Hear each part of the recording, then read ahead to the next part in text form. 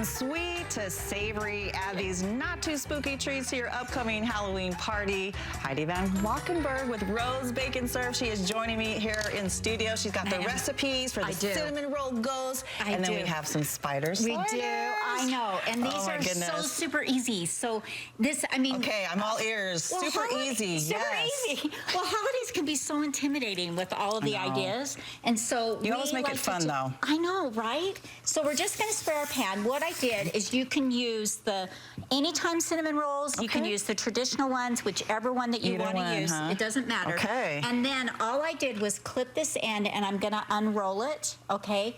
And we're going to put this down, and then we are just going to loop this around to make the bottom of it. It really is not going to look like a ghost until we get to the end. And we let this rise, because I use the traditional. We're going to let this rise until it's double in size, and then we're going to bake it, and it only takes about maybe 15 to 17 minutes to bake. When they rise, when they're double in size, it's going to look like this. And I know that doesn't even look like a ghost, okay? So we cover this with plastic wrap that's been sprayed, and then we let it rise. So now, and I like these cold to touch. I want to say that because if they get too warm, then they really make a mess. And so that's why. If they're cooler. Yeah, just on the cold side. So this is the finished product after it's come out of the oven that we've baked it. And then what we're going to use is it comes with the frosting, okay? So I just like to cut the end of that little frosting. It does. And I'm just going to put this over the top. We're going to smooth it out. And then what I like to do is you can use raisins. I buy them in bulk. You know, I've got the chocolate covered raisins that you can do. And so you're just going to want to cover that and then even it out.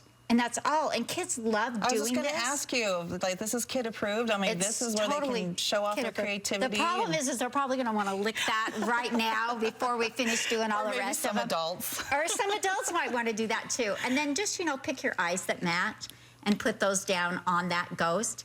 Now, to move, so we did start with the sweet. But got the sweet. We got the sweet out of the way. That one's really fun. Let's move over to this. Look how cute those are. Okay, so for these sliders, I made little mini hamburgers like this. Okay. And you've got your melted cheese over the top. Simple and then enough. Your fries for his legs.